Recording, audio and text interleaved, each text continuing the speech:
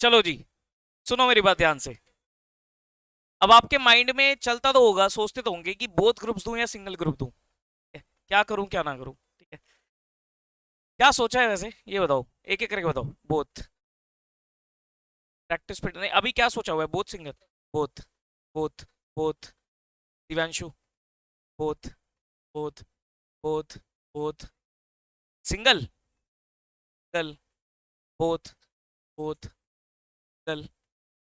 तुम्हारा तो late attempt, मतलब मैं कह सकता हूँ मैक्सिमम बच्चे, हाँ जी ऑनलाइन वाले बच्चे, आप ही जवाब दो। बोथ सोचा है या सिंगल सोचा है? जल्दी आंसर दो। जो मैक्सिमम बच्चे कह रहे हैं बोथ, जो बच्चे सिंगल कह रहे हैं ना, इनको मैं बोलूंगा बोथ ही दो। आप समझो मेरी चीज, ध्यान से सुनना। मैं देखो कोई जबरदस्ती आपके ऊपर प्रेशर क्रिएट नहीं कर रहा, लेकिन आप ना प्रैक्टिकली सोचना। प्रैक्टिकली सोचोगे तो आप डिसीजन ले पाओगे। पहली बात तो, इस समय डिसीजन लेना पॉसिबल ही नहीं है। अगर आप सोचोगे सर अभी मैं बताऊं बोथ सिंगल, अभी तुम पता ही नहीं सकते। वो तो ठीक है, तुमने फ्लो फ्लो में, या ठीक है कि यहाँ टाइम है बोथ बोल दिया। पता है, सुनो मेरी बात, ये डिसीजन आप कब लोगे? ये डिसीजन लोगे जब आप एग्जाम फॉर्म भर रहे होंगे, तब डिसीजन लिया जाएगा। एग्जाम फॉर्म कब आता है? एग्जाम से लगभग 2 महीना पहले आ जाता है। ठीक है, कई बार हो सकता है 2-3 महीना, 3 महीने पहले भी आ जाए। ठीक है, तो यानी कि आप कह सकते हो कि जनवरी के लिए एग्जाम फॉर्म, मैं मान के चलता हूं कि भाई अक्टूबर में आउट होगा, अक्टूबर में आउट होगा। ठीक है, अब अक्टूबर में you can decide both versus single, तैयारी के ऊपर। अगर आपको लगता है कि भाई अक्टूबर खत्म हो गया, मान लो नवंबर दिसंबर 2 महीने आपके पास है, जनवरी में एग्जाम है। अगर आपको लगता है कि 2 महीने में आप बोथ ग्रुप्स को अच्छे से रिवाइज कर पाओगे, तो बोथ के लिए जाना। अगर आपको लगता है कि नहीं यार बोथ नहीं, सिंगल ही कर पाऊंगा, तो सिंगल के लिए जाना। लेकिन ये डिसीजन कब लेना है? आपको अक्टूबर में लेना है। लेकिन इसके लिए आपको तैयारी तो करके दोनों की रखनी पड़ेगी। ठीक है, वो तो वैसे भी आपको करके रखनी पड़ेगी। ध्यान से सुनना मेरी बात, जो बच्चे सिंगल के लिए कह रहे हैं मैं उनको स्पेशली ये चीज बोल रहा हूँ। अगर आप सिंगल के लिए सोच रहे हो ना कि मेरे को सिंगल के लिए जाना है जनवरी में, और अगर आपने जनवरी तक दूसरा ग्रुप नहीं उठाया, आप समझ लेना आप मई 25 में दूसरा ग्रुप दे नहीं पाओगे। प्रैक्टिकली सोचो ना, जनवरी का पूरा महीना गया एग्जाम में, फेब मार्च अप्रैल 3 ही महीने बचा आपके पास, मई में एग्जाम हो गए, तो फेब मार्च अप्रैल में आपको दूसरा ग्रुप पूरा पढ़ना भी है, रिवाइज भी करना है। कैसे करोगे? पॉसिबल ही नहीं है। ठीक है, आपको तो वो डिले क्यों करना है? अरे फिर वही बात आ गई, तुम मतलब ये कह रहे हो कि मैं मई वाला 25 का अटेम्प्ट ना देकर अटेम्प्ट दूंगा सितंबर में? यार तुम टाइम खराब कर रहे हो भाई। मेरी बात सुन, मेरी बात सुनो ना, मैं वही चीज तुम्हें बता रहा हूँ। ऐसा नहीं होता, ऐसा नहीं होता। आप लोग क्या करो, अक्टूबर तक ना बोथ ग्रुप्स की ही तैयारी करो। आपको अभी तक तैयारी जो करनी चाहिए ना, बोथ ग्रुप्स की ही करनी चाहिए। कोई बात नहीं, हर ग्रुप में एक हैवी सब्जेक्ट होता है। सेकंड ग्रुप फर्स्ट ग्रुप के कंपैरिजन में थोड़ा सा हल्का है। ठीक है, इतना हैवी नहीं है ना, टैक्स जितना हैवी नहीं है। हैवी है, लेकिन इतना हैवी नहीं है कि टैक्स जितना हैवी हूं। ठीक है, टेक्निकल है वो, इतना हैवी नहीं है। उसमें कुल मिला के 11 चैप्टर्स है, कुल मिला के सिर्फ 11 चैप्टर्स हैं। लेकिन वो 11 चैप्टर्स टेक्निकल है, तो टाइम थोड़ा सा ज्यादा उसमें इस वजह से लग जाता है क्योंकि टेक्निकल होता है सब्जेक्ट। ठीक है, बाकी इतना हैवी नहीं है जितना टैक्स हैवी है। अगर तुम्हारा टैक्स अगस्त सितंबर तक चलता भी चला जाएगा तब भी कोई दिक्कत नहीं है। आपको in any case October and तक अपने आप को बिल्कुल क्या करना है, फ्री करना है, सो दैट आपके पास नवंबर एंड दिसंबर का जो मंथ रहेगा वो पूरा पूरा रिवीजन के लिए रहेगा। यहां पर आप डिसाइड करना कि भाई बोथ के लिए जाना है या सिंगल के लिए जाना है। अगर आपको यहां पर लगता है कि नहीं मैं बोथ नहीं कर पाऊंगा, मेरे को तो सिंगल ही देना है, तो सिंगल के लिए भर देना एग्जाम फॉर्म। अगर आपको लगता है नहीं मैंने बोथ की तैयारी कर रखी है, मैं एक बार देना है मुझे बोथ, बोथ के लिए बैठना है, तो बोथ के लिए ही जाना। आप लोगों के लिए फायदा पता क्या है? आप लोग के एग्जाम में एक एक दिन का गैप होता है। जो सीएमए और सीएस के एग्जाम देते हैं ना, उनके रेगुलर पेपर होते हैं, एक भी दिन का गैप नहीं होता। वहां पर हम बोलते हैं कि सोच समझ के डिसीजन लेना। लेकिन यहाँ पर आपको 6 ही पेपर देने हैं, पहले 8 होते थे, अब वो 6 हो गए। तो 6 ही पेपर देने हैं, आपके कितने दिन जाएंगे? 6 दूनी 12, लगभग 12 से 13 दिन जाएंगे आपके पास। 12 से 13 दिन आपके लिए रहेगा बस एग्जाम वाला प्रेशर। अभी जो बच्चे दे रहे हैं वो सब बोथ ग्रुप्स दे रहे हैं, भले ही उनकी ग्रुप वन की तैयारी ग्रुप टू के कंपैरिजन में ज्यादा अच्छी थी, ग्रुप टू में उनका थोड़ा सा ग्रुप वन के कंपैरिजन में कम ही थी तैयारी, लेकिन स्टिल वो बोथ देके आए। और जब वो बोथ देकर आए ना, ऑडिट का पेपर उनको आसान लगा, कॉस्टिंग थोड़ा एवरेज लगा, आज वो एफएम का पेपर देने जा रहे हैं। ठीक है, तो अब वो ये कह रहे हैं कि सर मैं ग्रुप टू भी निकाल सकता हूँ। क्यों निकाल सकता हूं कि सर अगर मैं कहीं फंस भी गया ना तो मैं हो सकता है एग्रीगेट में फंस जाऊंगा, और वो एग्रीगेट तब भी उसे चांस है कि मेरा ग्रुप वन से कंपेंसेट हो जाएगा। ये बेनिफिट हो जाता है, ये बेनिफिट हो जाता है। ऐसा मत सोचो कि सर अगर मैं बोथ के लिए जाऊंगा तो मेरा एक भी नहीं निकलेगा, ऐसा नहीं होता। हाँ,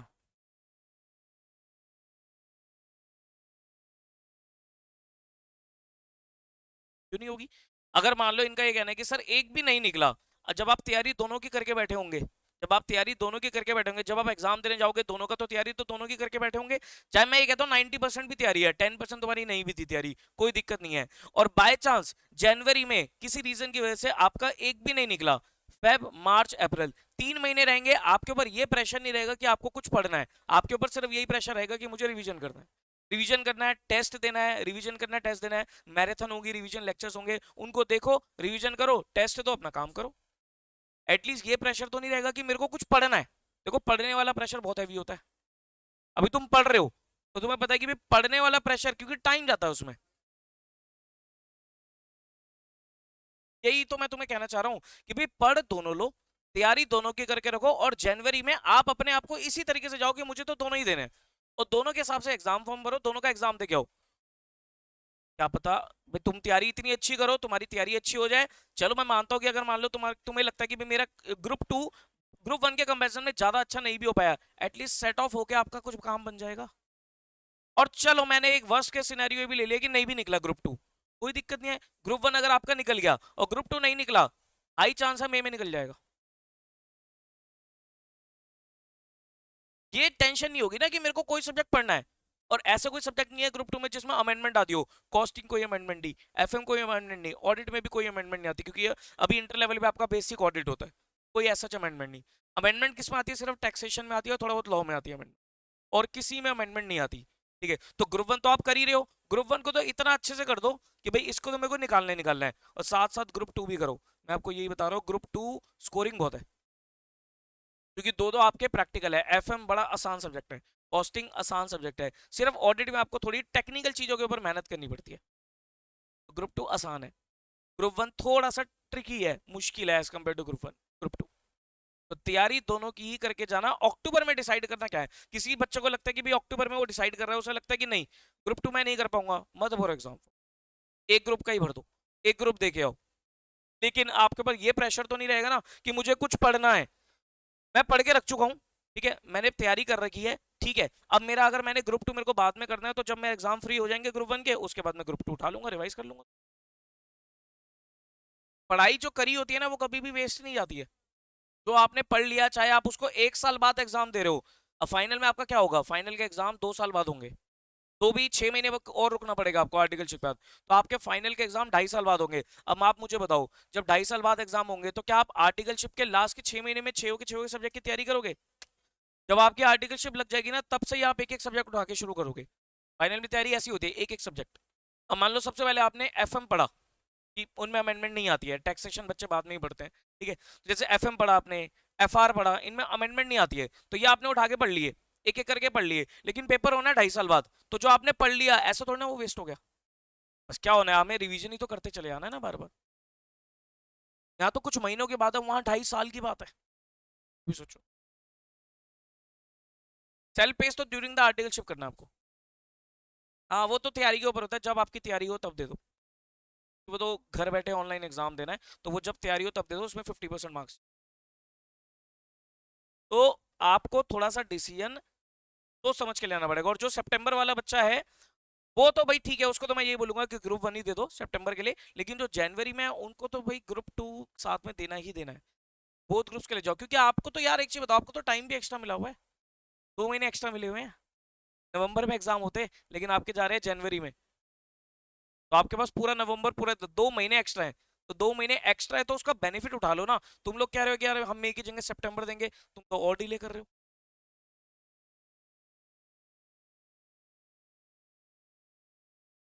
लगभग 4 महीने, जैसे आप जून में शुरू करते हो तो जून जुलाई अगस्त सितंबर, सितंबर तक खत्म। देखो ऐसे ही करेंगे ग्रुप टू का भी, कि जैसे आपकी ग्रुप वन की क्लास खत्म हो जाएगी ना, तो ग्रुप टू को रेगुलर कर देंगे, अभी तो ऑल्टरनेट पे चलाएंगे, लेकिन जब ग्रुप 1 का टाइम फ्री हो जाएगा तो ग्रुप 2 को रेगुलर कर देंगे। मतलब मेरा ये टारगेट होना चाहिए कि मेरा टारगेट है कि अक्टूबर आपका फ्री हो जाना चाहिए। अक्टूबर तक अगर आप फ्री हो गए ना, तब मजे ही मजे हैं। लेकिन आपको खुद को भी अपने आप को फ्री करना है। ऐसा नहीं कि भाई अक्टूबर तुम फ्री तो हो गए हमारे हिसाब से, लेकिन तुम्हारे बैकलॉग इकट्ठे पड़े हुए हैं। बस ये है कि रिवीजन करते चलो, जो पढ़ रहे हो उसको रिवाइज करते चलो, ठीक है। और अपनी दूसरे ग्रुप की भी तैयारी तरीके से शुरू कर दो। मैं ऐसे ऐसे बच्चे भी बता दूंगा आपको, ऐसे बच्चे भी मैंने देखे हैं जो यही करते हैं कि भाई हम ग्रुप 2 बाद में देंगे, बाद में देंगे। वो ग्रुप 1 के चक्कर में ग्रुप 2 शुरू ही नहीं कर पाते। मेरी आर्टिकलशिप में एक स्टूडेंट था, उसका सी इंटर ग्रुप 1 निकला, 3-4 अटेम्प्ट में लग गया, मतलब थोड़ा सा उसको टाइम ज्यादा लग गया, तो ग्रुप 1 ही उसे 3-4 अटेम्प्ट लग गए निकालने में। उस लड़के की गलती क्या थी, इससे काफी सारे लोगों ने सीखा। उसने कभी भी ना बोथ के बारे में सोचा ही नहीं, वो हमेशा डरता रहा कि नहीं बोथ नहीं, मुझे तो सिंगल देना है। एक बार रहा सिंगल, दूसरी बार रहा सिंगल, तीसरी बार रहा सिंगल, तो उसने कभी भी बोथ के बारे में सोचा ही नहीं।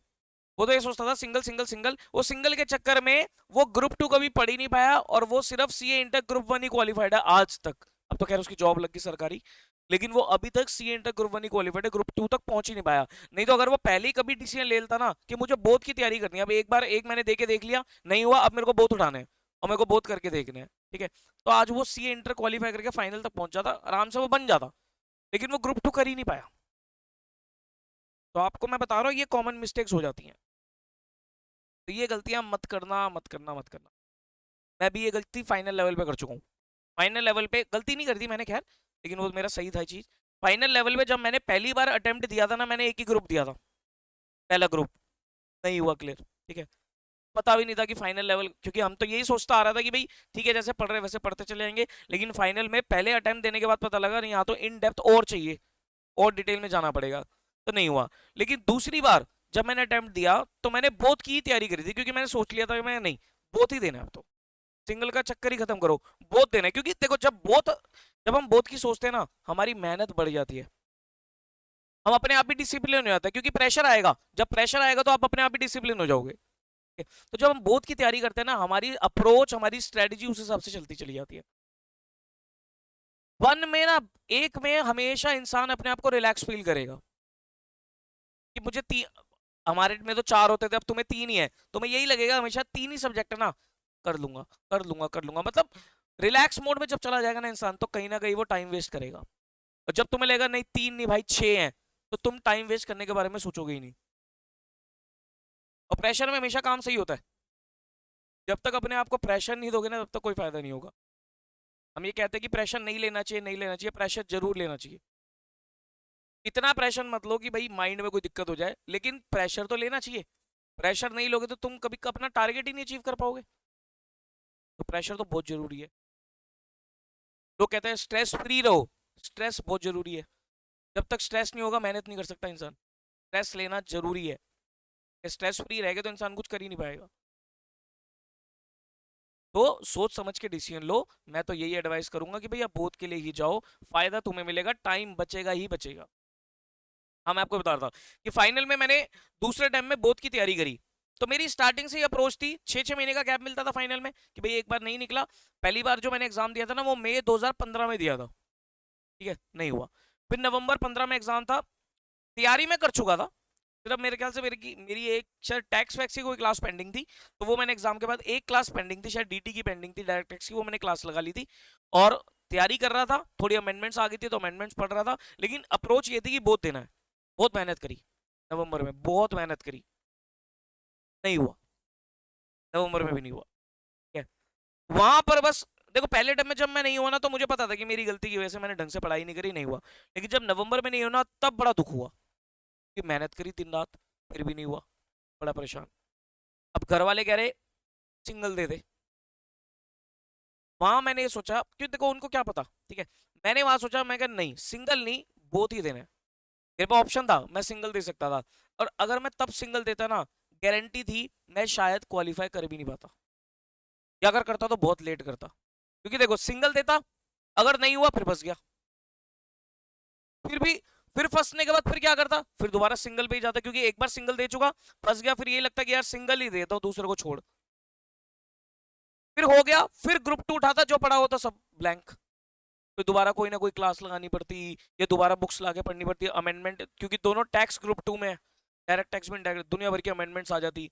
फिर उसको पढ़ता, फिर अटेम्प्ट देता, नहीं निकला, वो टाइम खराब, तो मेरे 2-3 साल तो ऐसे निकल जाते। लेकिन मैंने सोचा नहीं, मई 2016 अटेम्प्ट है, तक जब बोथ ग्रुप्स की पढ़ी, ताजा ताजा पढ़ रखा है ना, तो दोनों ग्रुप्स पर लग जा। फिर मई 16 में दोबारा दोनों ग्रुप्स की तैयारी करी, या फिर दोनों ही निकल गए, और कोई सेट ऑफ वेट ऑफ नहीं, सब में मतलब ठीक ठाक नंबर से निकलेगा। तो इसलिए मैं कह रहा हूँ कि बोथ का फायदा बहुत बड़ा होता है। अभी एक स्टूडेंट आया था पीछे मिलने परसों, ठीक है, उसने उसने गलती करी बहुत बड़ी। उसने क्या करा, पीछे नवंबर 2023 में ग्रुप 1 दिया, नहीं हुआ। अब वो जून में अटेम्प्ट देने गया, अब उसने क्या करा, नवंबर 23 में ग्रुप 1 दिया, नहीं हुआ, उसने ग्रुप 2 शुरू कर लिया क्लासेस। मतलब पहले उसने कुछ नहीं किया था, ग्रुप 1 पढ़ा था, ग्रुप 2 की क्लास शुरू कर ली। अब जब रिजल्ट आया, ग्रुप 1 नहीं निकला, अब उस बंदे ने क्या करा, ग्रुप 1 को साइड किया, ग्रुप 2 पे लग गया। यही करेगा इंसान की भाई ताजी ताजी क्लास चल रही है तो ग्रुप 2 कर ले, तो ग्रुप 1 साइड।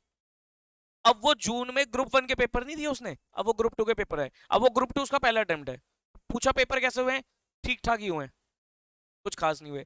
अब अगर मान लो वो बंदा फंस गया, ग्रुप 2 गया काम से, नहीं क्लियर हुआ, और ग्रुप 1 जो पहले पढ़ा था नवंबर 2023 में, वो बिल्कुल ब्लैंक है। नया कोर्स आ गया, अकाउंट्स उसे दोबारा पढ़ना है, टैक्स में दुनिया भर के अमेंडमेंट्स, लॉ उसे दोबारा पढ़ना है, वो तो बिल्कुल जीरो लेवल पे आके खड़ा हो गया ना। ये बड़ी कमी हो जाती है, एक एक ग्रुप में ये सबसे बड़ी दिक्कत आती है। इसलिए मैं ये बोलता हूँ हमेशा, वो तो इंस्टीट्यूट ने तुम्हें फायदा दे रखा है कि एक एक करके दो। अगर मान लो इंस्टीट्यूट कहते हैं कि भैया एक का कोई चक्कर नहीं है, 6 पेपर ही दे रहे हैं, तभी तुम्हें सी इंटर क्लियर माना जाएगा, तब भी तो तुम दोगे, तब भी तो तुम दोगे, तब भी तो तुम्हें अपने आप प्रेशर होगा। तो इंस्टीट्यूट ने रिलीज कर रखा है तुम्हें कि एक एक करके दे दो, ठीक है, लेकिन एक एक करके कभी कुछ नहीं होगा। हमेशा आपको बोथ ग्रुप्स की ही तैयारी करके देना चाहिए। मैंने आपको डे 1 पे ही बोला था, सोच के चलो बोथ ग्रुप्स, क्योंकि तब तो हमें नवंबर का था कि नवंबर में एग्जाम होंगे, मैं तो तभी बोलते था मैं नवंबर में ही बोथ ग्रुप्स देने। लेकिन जब मुझे पता लगा जनवरी है, तब तो मैंने पक्का ही कंफर्म कर लिया कि देने तो बोथ ही हैं, क्योंकि हमारी तैयारी फिर उस हिसाब से होगी। आप ये सोच लो कि भैया कोई ग्रुप ग्रुप का चक्कर नहीं है, 6 पेपर निकालूंगा तो सी इंटर क्वालिफाई माना जाऊंगा। अरे यार जल्दी फटाफट करो, एक अटेम्प्ट में क्लियर करो सी इंटर, और अपनी आर्टिकलशिप ज्वाइन करो, कॉर्पोरेट लाइफ में चले जाओ। क्यों टाइम इसको जून मई में जाना है, फिर सितंबर में जाना है। चलो मैं मानता हूँ तुम्हारे लिए मैंने एक वर्स्ट केस सिनेरियो तुम्हारे कहने पे बोल दिया कि सर मैंने बोल दिया, मेरा एक भी नहीं हुआ, जनवरी में मैंने बोल दिए और एक भी क्लियर नहीं हुआ, क्या हो गया फिर, कोई दिक्कत आ गई बहुत बड़ी? कोई भी दिक्कत नहीं आई। तुमने पढ़ तो दोनों के लिए दे रखा है भाई, एग्जाम तक तो दोनों ही पढ़ के गए होंगे ना, तो दोनों पढ़ के गए, नहीं हुआ तो मई में एग्जाम होगा, फिर तुम सितंबर में थोड़ी ना शिफ्ट करोगे, तब तो तुमने पढ़ ही रखा होगा। फिर तुम्हें लेगा कि यार 3 महीने का टाइम है, फेब मार्च अप्रैल, रिवाइज कर, काम खत्म कर। इस तरीके से डिसीजन ले। तो जो भी अपने माइंड में ग्रुप 1 लेके बैठा है, मेरी ये बातों को, ये वीडियो मैं यूट्यूब पे भी डालूंगा, बातों को ध्यान से समझ के फिर अपना डिसीजन लेना, ठीक है? चलो। क्यों?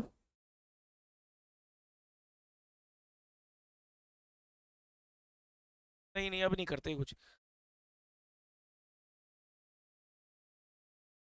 तो जनवरी में अगर बोथ ग्रुप्स दे भी दूं, दे भी दे, तब भी आर्टिकलशिप तो, हाँ तो, अरे भाई सुनो इसका एग्जांपल रेगुलर कॉलेज वाले रिलेट करना। ये देव का कहना है कि अगर मैं जनवरी में बोथ ग्रुप्स दे भी दूं, तब भी मेरी आर्टिकलशिप तो, क्या नाम है अपना, कॉलेज खत्म होने के बाद ही शुरू होगी, क्या फर्क पड़ता है भाई? अगर तुमने बोथ ग्रुप्स दे दिए तो फ्री तो हो गया ना। तो आर्टिकल, आप तुम आर्टिकलशिप के चक्कर में अपने, ये थोड़ी ना करोगे आर्टिकलशिप जब शुरू होगी उस हिसाब से मैं अपने एग्जाम प्लान करूंगा, नहीं भाई, तुम जनवरी में दो, काम खत्म करो, फ्री हो जाएगा, कॉलेज एंजॉय करियो। कॉलेज, मैंने भी यही किया था, जब मैंने कॉलेज ज्वाइन किया हुआ था तो मेरा सेकंड ईयर में जाके इंटरमीडिएट क्लियर हुआ था दोनों, ठीक है, मैंने थर्ड ईयर पूरी मस्ती करी थी कॉलेज में, मेरे पे कोई प्रेशर नहीं था, क्योंकि मुझे पता आर्टिकलशिप शुरू होनी है बाद में, मैंने कोई तब फाइनल की क्लास ज्वाइन करने का फायदा भी नहीं था। एक साल के लिए मेरी सीए डिले हुई थी, तो मैंने कहा कोई बात नहीं, एक साल मैंने कॉलेज लाइफ एंजॉय करी, क्योंकि कॉलेज ज्वाइन करा एंजॉय करने के लिए, वही नहीं करा तो फिर फायदा क्या हुआ? फिर तो छोड़ ही दो कॉलेज, अगर एंजॉय नहीं करना तो इस तरीके से किया था कि कॉलेज लाइफ, देखो कॉलेज में बहुत कुछ सीखने को मिलता है, बहुत कुछ सीखने को मिलता है, जिन लोग, जो लोग कॉलेज में है उनको बहुत कुछ सीखने को मिलता है, लिंक बनते हैं, एक्सपीरियंस आता है, बहुत कुछ तरह तरह की जो एक्टिविटीज होती है, फेस्ट होती है, सोसाइटीज होती है, उनको ज्वाइन करो, बहुत फर्क पड़ता है। कॉलेज में इंटरव्यूज वगैरह होते हैं, उनमें पार्टिसिपेट करो, प्लेसमेंट्स होती है, बहुत फर्क पड़ता है। तो वो चीज मैंने थर्ड ईयर ऑफ आर्टिकलशिप में ज्वाइन किया था, तब स्टार्ट किया था। उसमें कॉलेज फेस्ट होती थी, पूरे अच्छे से कॉलेज फेस्ट को एंजॉय किया। हमारी एक सोसाइटी थी, कॉमर्स सोसाइटी, उनके इवेंट्स में पार्टिसिपेट किया, उनकी कोऑर्डिनेशन करी। इन चीजों से सीखने को मिलता है ना। अब क्या होता है, कॉलेज वाले बोलते थे भैया स्पॉन्सरशिप इकट्ठी करो, पैसे इकट्ठे करो इवेंट कराने के लिए।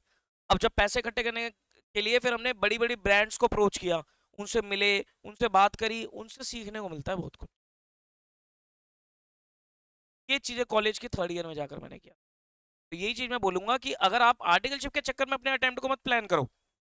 आप ये सोचो कि भी मेरे को फटाफट खत्म करके अपना एक साल पूरा कॉलेज लाइफ को भी इंजॉय करना है। क्या बाकी अच्छी, और जितनी जल्दी एग्जाम क्लियर होगा, अच्छी से अच्छी आर्टिकलशिप लगेगी आपकी। बिग फोर तो प्रेफर ही बहुत ग्रुप्स वालों को करती है, ये ध्यान रखना। बिग फोर क्या कहूँ, मैं तो टॉप 20 फॉर्म्स बोलूंगा।